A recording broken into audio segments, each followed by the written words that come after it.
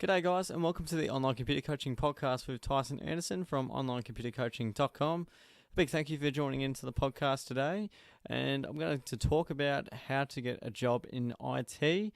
Really big topic, this one. It's a very, very competitive industry, all depending where you reside in the world, but as a general hard and fast rule, it's not easy to get into. Back in the day, I guess when sort of the dot-com boom and stuff happened and whatnot, was IT skills were highly desired, but just over the years it's become a lot. Computers don't break as much, so jobs of course aren't as ever present. But look, today I'm going to just give you a few pointers as to put yourself on the path to getting a job in IT. So I'm just going to talk about sort of the educational side of things, your resume. Apprenticeships are also an option as well. A bit about university experience and a bit about my sort of anecdotal experiences, and sort of give you guys a few little pointers there. So look, I suppose there's many ways to actually get a job in IT. There's more than one way to skin a cat. So the previous podcast I had, which is just about choosing IT as your career path, recommend having a listen to that one before you listen into this one. The one prior to this one is more so just about the mindset and is the IT a career path for you? And as I've said in the previous podcast, you have to have a genuine interest in IT to actually be successful, get a job in it, and actually do well in that career path. So I guess I'll start off with education, and it's not an absolute compulsory need. IT is one of those fields where if you know how to do things, you can actually go a long way. If you're able to demonstrate through your general knowledge and practical experience, you can be held in pretty good stead. Unfortunately, like there's some career paths, say if you want to be a plumber, or I guess there's other career paths like a doctor, you have to have, and psychologist would be another one as well. You have to have certain qualifications to be able to actually perform those services, I guess. So IT is one of those sort of grey area ones where you don't actually have to have an MCSA or anything like that, or you have to have a degree to actually get a help desk job or something like that. So I guess first off, you'd want to figure out what job you would like to get. Obviously, if you've never had a job, you'd probably be likely to be starting in kind of a help desk support position. So I'll delve into the educational side of things. So you'll obviously aim to get some kind of certification. So even if you start off with like a Cert 3, or depending, you might go to your community college, or you might do something online as well. I'll delve into that a bit later. So something like your A+, which you can do on the web. And there's many sort of, certifications you can choose from. And also, if you do university, that's also another option you can sort of go through with and get you, on track to get a job in IT. And yeah, again, there's many ways to sort of go about it, but if you have real practical sound knowledge in IT, you can actually go quite a long way without actually needing those certifications. If you can just get the job done, you certainly get looked up on pretty highly. And I guess the resume side of things, you certainly want to have a pretty, well-rounded resume. Is certainly anything in customer service, certainly have that on your resume. That can be really helpful because it demonstrates, a key aspect of you needing to communicate to people, and also, helping solve a problem at a different level. So those kinds of positions, if you've had any kind of, if you've been like a store clerk or anything like that, certainly put that in the resume. If you fixed up your friends' computers, your own computers, managed your own, and I even fix random's computers, that's always good to put on there as well. I've chucked that on my resume in the past, where I've just sort of done odd jobs here and there, and that's all experience. I mean, anything that could be possibly done on a higher scale, certainly include that, and the employers will look on that pretty favourably. And it certainly also shows that you've got the aptitude and the responsibility to go through with these things beyond, your normal expectations. So certainly those are a few things to look at. and as I harp on and on about communication, you want to ensure you include some practical examples of that.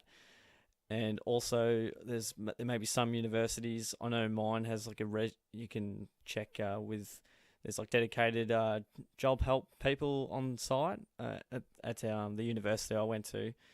So you could just book an appointment in with them, and then they would actually check your resume, which was really handy. They go through it with you, show you the format and what stuff to include, certain projects, and how to sort of, I guess, condone yourself over the course of the resume, what to include, what not to include.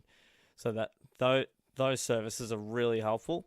So certainly, even if it's like at a community college, a university college, anything like that, third-party independent resume checkers, and I guess even a tech expert, if there's someone in the field that you really look up to, you could certainly also have a bit of a chat to them and say, hey, what do you think of my resume? What needs to be on there? What doesn't need to be on there?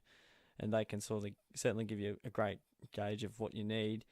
And obviously, there will be roles where you can put in like what kind of skills you have, and then they kind of like to define like if you're doing a support position, they want to know what your Microsoft Office skills are like, and have you been exposed to Active Directory, and then your competency. They generally want to have a good gauge of where you're at in terms of how much exposure you've had to certain products.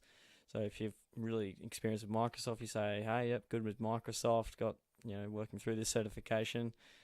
And I guess you want to always be learning. I remember when I was applying for one of my first jobs, I mentioned in the interview I actually was working on a help desk course. So look, those things all help as long as you're, I guess, showing them that you're independent, you're motivated and dedicated to achieving good results, and always willing to learn and easily teachable. That'll go a long way. I could probably dedicate an entire podcast about that. So I guess a little bit about my experience. So my story, I was in year 10, I think, and then chose to do vet IT in year 11. So that's kind of like just doing a subject outside of not school, not university, high school or middle school for you guys in America listening in. So I chose IT, and then what that meant was I went to like an equivalent community college, or TAFE as some may know it as, and got my certificate 3 doing that. So what that involved was a lot of I guess sort of general IT stuff, like user permissions, putting a computer together, bits and pieces there, imaging a computer, all those sort of, I guess, basic things, formatting hard drives, and just, your sort of pretty basic stuff. And we also got a Cisco certification, which is like the sort of computer PC hardware one for Cisco, version 5, I think I did back in 2011. And also along with that, I had a school-based apprenticeship lined up. So what I did there was through an organisation. So they were acting on behalf of, I guess, another, host company. So I worked at a school during my school-based apprenticeship. So I had a few interviews and eventually got one sorted. Actually, I only had one, and I think I was the only person that got interviewed. So that was nice. They must have liked my work. And liked my work at the interview, even though I was pretty scared and didn't know what I was saying or doing, and just had a crack and got the job done there. And for 12 months, 1 day a week, I'd go out to that host organisation and I guess just help out with their IT department. Anything from sort of fixing up computers, helping out the students as a first point of contact, and just little bits and pieces like going around the school, changing toner, just helping out wherever was required, installing software. So pretty basic things, but it was really, really awesome experience, opening up new stock, cleaning stock. But as I said, really good experience, and also got paid for it as well, which was really nice, First sort of real job I had, and was getting paid for it and still going to school. And it was only 1 day a week, and still pretty wrapped with that. Just a third-party organisation just paying me to learn and get towards a certificate. So it was almost like 3 birds, 1 stone in that scenario. So I was really pleased, and after the year sort of finished up there and went on to work there again as well a few years later. So that's what can happen. Really just building a network there, and I've got further opportunity and made further money as well as getting a great experience, especially with reimaging machines, which I'll just talk about shortly. But I guess trying to get some kind of experience, there's again a number of ways you can do it.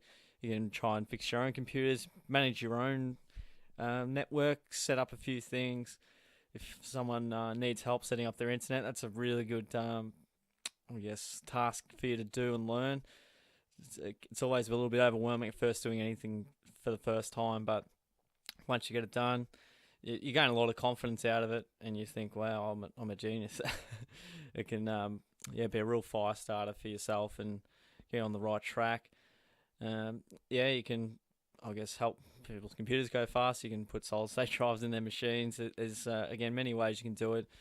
You can even ask schools if they need help over the summer, if an organisation has a lot of hardware. So if they have 1,000 tablets or 500 laptops or something like that, they'll generally re-image them or at least do something with them to manage them. So certainly go out of your way to ask really any organisation if they need extra help. If you have never had experience, just offer yourself for free, and you learn a lot, and B, it can lead to further opportunities with that organisation if you do a really great job, and also if the opportunities arise. Let's say their help desk technician leaves, or one goes into a more senior position, maybe like a sysadmin, and then they've got to fulfill another help desk position, and you've done some amazing work for them and you were really efficient when you were reimaging all those computers. I can just put you in the employer's mind and certainly give you a leg up and help you get a position that way. So again, it's a lot of going out of your way, being really motivated to sort of source a job, and because a lot of them aren't advertised, so let's be honest, so you're not always going to find them on websites, so you're not always going to find them in the newspaper for those old school operators. There's certainly many ways they can go about it. And I guess a little bit about university or college. It's a really good foundation, and it's pretty a conservative route to take. What's great about it is there's plenty of opportunities in graduate programs, and you can also, there'll be opportunities to even do a bit of IT within that organisation as well. Within that university or college, depending on the programs that they have. I know there was a work at the university sort of program at the university I went to, Deakin. They had a bit of a work at Deakin program where you could just sign up and put in your details, resume and all that kind of stuff, and then they would consider you. I never tried it myself, but it's nice to know that there are those opportunities to do that, and it makes you look better on paper as well with the degree if you do get one, and you'll be competing against a lot of other students that have also got a degree. So there's also that to consider, and I guess where you get your edge would be the extra experience and projects you go along with. If you make websites, basically anything that can be considered helpful or useful in the IT world, managers and employers are happy to see it. So certainly go through with that and put that at the forefront of the mind to apply. But I must say, with uni, at least with the one I've been to, and I guess some of them can be a little bit or not too practical. They can be a little bit theoretical. Don't exactly get too much real world scenarios out of it, but certainly you get the foundation, which is quality, and that sort of puts you in pretty good stead. And I guess wrapping it up with the kind of experience you'd need to get a job in IT, reimaging machines seems to be one. It seems to be a little bit of a key skill to have. I certainly did it a number of times at the school I worked at. I obviously did a bit when they used to have hard drives, and they had to reimage a lot more when they had hard drives. But when I worked there, I think late 2015, reimaged about 1,500 with a team of people, and that was it was quite. I wouldn't say it was too challenging, but It was certainly slightly repetitive, but it was again really good experience, and also getting paid for it at the same time whilst I'm on a summer break. I thought, how good's this? I'm, not working.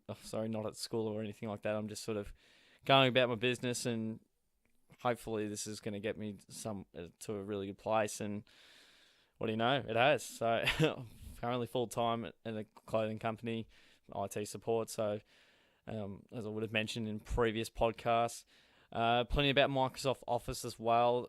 You'll have to have experience in whatever people are going to use, whatever hardware they have, and whatever they need to access. So Microsoft Office, you've got Word, Excel, Outlook, PowerPoint. So you've got to consider all sorts of things that can go wrong there. Video files and presentations play up, and Outlook can sometimes crash, and Outlook sometimes doesn't search, and mailboxes don't always work properly, and they should. And there's a million things that can go wrong. Excel always crashes and says it has no resources. So there's plenty to learn in Office, and certainly a lot to apply there. Active Directory, again, if you're dealing with an enterprise organization or anything like that with hundreds of users, you're generally going to be dealing with a directory of people. And a lot of what Active Directory is about is the computers in there, and also the users, group policies, and also permissions. So there'll be plenty of that. Password resets, if I didn't mention already. So that'll be the sort of the main tasks of that. Printers, troubleshooting with printers. Do they have toner? How to put in toner? Replacing them with paper. Throwing them out the window when they don't work when they should. Yeah, printers can be a real pain. They're great when they work 95% of the time. The 5% of the time they don't work, they're incredibly frustrating to use, and I'm not a big fan of them when they don't work. Yes, and I guess the hardware that the users use, you certainly want to have a good grasp on the technologies that they use there. So you can be dealing with all kinds of hardware like laptops, desktops, tablets, point-of-sale machines. There's many possibilities there, and I guess being familiar with the type of software you use, so Windows operating systems as well. So you got Windows, you got a Mac, you got Linux in some organizations as well. So it's all about being familiar with those, I guess, operating systems, how they work, how to do a lot of tasks that users do commonly. Mainly, most of what people use or users use nowadays is generally on the web. Just web applications really have taken the world by storm. It's not so much, okay, what application do I need to install? It's what website do I need to go to? And web browsers will be another one to sort of consider. Clearing cache is generally sort of something you need to be mindful of, and SSL certs as well. They're sort of things to keep in mind so that users are accessing websites securely, and all those sorts of things. So those are probably the main things for getting a job in IT. Just, pretty much have the education behind you. Get the resume checked and make sure it has plenty on it, and plenty of good stuff, and keep it relevant. Don't overload it with information that isn't relevant, or that the employer doesn't really need to know. So it's important to keep it condensed, concise, to the point, and certainly just keep it relevant. That's about all I can say about that. Talked a little bit about university and how it can be a bit vague. Also a little bit about my experience and just a bit about my life and a few anecdotes for you guys. So I guess I will recommend a couple of websites just for if you want to get a job in IT, so the actual process of getting one. You can go to seek.com.au if you're in Australia, and you can go to monster.com if you're international. Indeed.com is also another great website. I got mine through Seek. I applied through an agency, and then they talk to and from each other, and I got the job done there, so that was very nice. So those are just some websites you can sort of look through. There might be some other ones depending on where you're around the world, but understand, very competitive industry, so you'll want to have as many credentials behind you as possible, as much experience as you can, and help out as many people as you can help out in sort of anything technologically related, even if you've never had experience. take some practical courses, even do some online courses if you want to do your A+. If you want to get started, you can get stuck into that. If you want to do networking, get stuck into, I guess, A+, and then Network Plus, Cisco, all those sorts of things. So that's it from me today, guys. Really appreciate your time. I'll chuck the show notes for you guys. That'll be onlinecomputercoaching.com/EP4, and that will sort of display the key points I've sort of talked throughout this podcast. And also feel free to subscribe to the mailing list to keep up to date with all the information, anything I release new, which will generally be a podcast, YouTube video, or any sort of new little bits and pieces I'll put on the website. So you can just go to onlinecomputercoaching.com. It'll be down the bottom of any article. Just chuck in your name. Email, it's free. You get free Microsoft ebook access.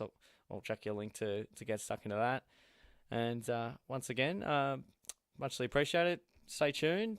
Keep listening. And I'll catch you guys on the next podcast.